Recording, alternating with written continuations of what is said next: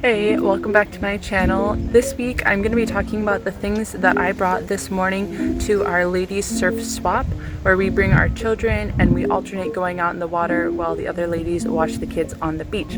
So I wanted to share some of these tips so that you have a clear list of things to bring with you so you don't have to worry about forgetting anything. Some of these things are musts and some of these things are nice to have.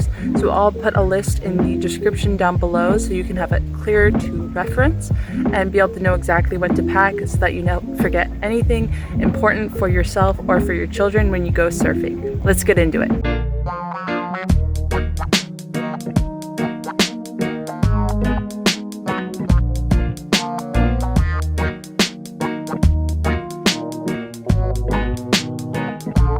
Okay, so the first thing that you're gonna need is a surfboard and a leash. This is invaluable. You will have to go back home if you forget this, so don't forget that. I really like having a sock. I made this myself out of some towels. I just sewed them all together, and it's really handy for keeping water and sand from getting in your car. So that's a nice to have, but it is really handy. The other thing I brought today, because it was kind of big, was my bodyboard, and in here I have my fins. They're just swim fins, and I have leashes that attach them to my feet so that I don't lose them in the water.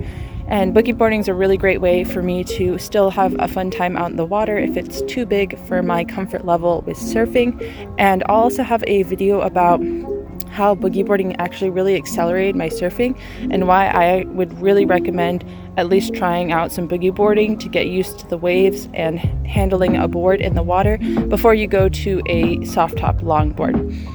So in here I have my poncho, my wetsuit. It's a 4-3 wetsuit because it's cold here in California. And then I also have my surf hat, which keeps me warm. I have a swimsuit to make changing when I get in or out of the water easy. And then in here we had some snacks for my son and for myself if I get out of the water or while I'm waiting, I'm hungry. The other thing I brought that's in the car is a water bottle for him and I so that we can stay hydrated.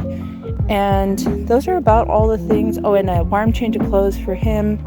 And if it's warm enough, I'll bring a wetsuit for him, but he didn't get in the water today because it was pretty cold. So those are about the things that I would say are needs. So we'll get on to some of the nice to haves. I have a bit of a walk from the parking lot to the beach, so I really like having this wagon. I can just throw all of this stuff in the wagon and carry my surfboard in my arm, and I can also put my son in the wagon. This collapses. It's a very handy little wagon that collapses down for easy storage in the car or at home. And I would highly recommend if you get a wagon, get it with these big wheels because it makes it a lot easier to pull it through the sand. If you get one of those cheapy thin-wheeled wagons, it's not good. You're actually better off just carrying the stuff yourself because it's a lot of work. Another few things that you're definitely going to need for your children is some wipes if they're still in diapers, and some diapers in a bag for your stuff so that they have a change of diapers if you need to change their diapers. It's also really important with kids to bring some kind of blanket or tent or umbrella, especially if it's windy. A tent can help block some of that cold wind, but at least something that they can sit on or you can sit on that is not the sand. So it's nice to have a little place to come back to sit when you're eating snacks and just not have to be sitting in the sand. So I'd highly recommend maybe packing something like that. Tents are really great. They make awesome tents that you can break down into a very small tube, or umbrellas as well. They just come packed down and you can carry it pretty easily with you over your shoulder. So I'd highly recommend getting one of those for your kids and yourself too, so you have a landing pad to come back to get a little bit out of the wind or the cold or the heat of the sun. So some of the other kind of nice to have things that aren't going to make it impossible for you to surf, but they just make the whole thing really nice and go smoothly. So sunscreen is one of the things here, especially in California, that you still need even in the winter time. Either for myself or my son, our faces tend to get kind of red, especially if we surf towards the later morning or middle part of the day.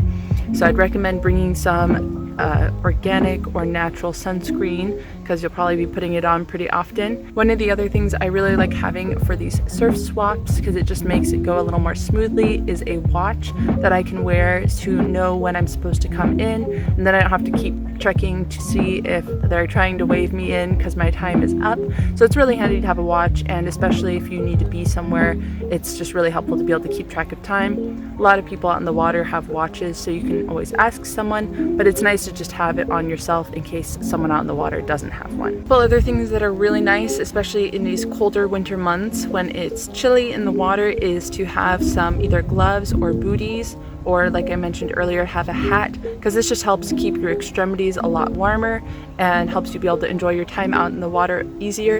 And also then when you get out of the water, you're not as cold. So if you're waiting on the beach while the other moms go out surfing, then you're not stranded being frozen from being in the water, and hopefully your body temperature will be a lot higher than if you don't have booties or gloves or a hat. Another really nice thing to bring along is a cooler. So if you have snacks that are not just dry goods like yogurt or cheese or different things like that, often I will bring a cooler with some of that kind of stuff, and it just sometimes helps to have something that can be closed so your children don't get into the snacks and get them all sandy.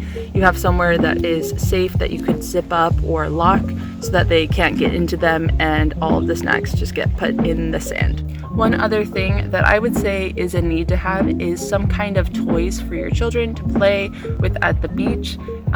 You can kind of rely on sticks or the sand or the water, but if it's cold out and you don't want them to get in the water, it's really nice to have the distraction of toys and making sandcastles. So I'd highly recommend buying some cheap toys. You're probably going to leave a couple of them at the beach, but I call this the beach toy exchange, because usually you'll leave a few and then you find a few the next time you go. But I would highly recommend bringing some toys, because this helps occupy them and give them something to do while they're at the beach as well. So the last couple things that I feel like are really nice to have, depending on the weather, they could be a need to have, but I really like sometimes bringing along a sweatshirt, just so that if I'm cold getting out of the water, I have a way to warm up. And sometimes even maybe bring a pair of socks, even though they'll get sandy. Sometimes if it's cold and windy like it was today, you'll appreciate having a way to warm up. The other thing is with shoes, I personally do not like wearing tennis shoes or boots or anything like that to the beach, because they always get very sandy and they're hard to clean. I really like bringing a pair of easy to slip on, easy to clean sandals. Birkenstocks are really nice looking, but I like to have a pair of sandals. I think I just got them on Amazon or something, and they're like a rubber and fabric, and they're really easy to clean the sand off of them. And they're just really nice to be able to slip on and off when you're getting ready to go in the water or out of the water. So I'd recommend that. And the last thing is having something to do with your key. If you're going out and someone's going to be at the beach, then you can just leave your keys in a bag on the beach. But if you're going out by yourself, you're going to want a way to attach your key to yourself, and you're going to need an analog key, obviously, because you can't bring an electric key out in the water. So if you have an analog key, sometimes you can attach it to a necklace, or if your wetsuit has it, mine does not. This 4-3 does not have it, but some wetsuits have a little lanyard that you can loop the key through and keep it on your person. But if you have an electric key, then I would recommend trying to buy some kind of lock box that you can attach to your car or the tailgate or the wheel well. I know a lot of people that surf do that as well, so that you have your key safe and you won't be losing it in the water. So that's about it. It's actually pretty simple. When you're first learning to pack everything, you might forget things here or there, but I will have a list down below, as I mentioned, to try to make it easy for you to go through that checklist and make sure you have everything with you. But once you do it a couple times, you get used to the habit of packing everything and just making sure you don't forget anything. So I hope this list was helpful for you. I hope it makes things easy for you getting out in the water, and it's not such an overwhelming task to pack for going to the beach. And I know you will have such a great time. So if this is something that's been holding you up, I hope that it won't be holding you up anymore. I hope you found this video helpful. If you did, please like it down below. It helps me a lot. And subscribe for more videos on tips specifically for moms, but beginner surfers of all kinds. And I will see you in the next video. Thanks for watching. Thank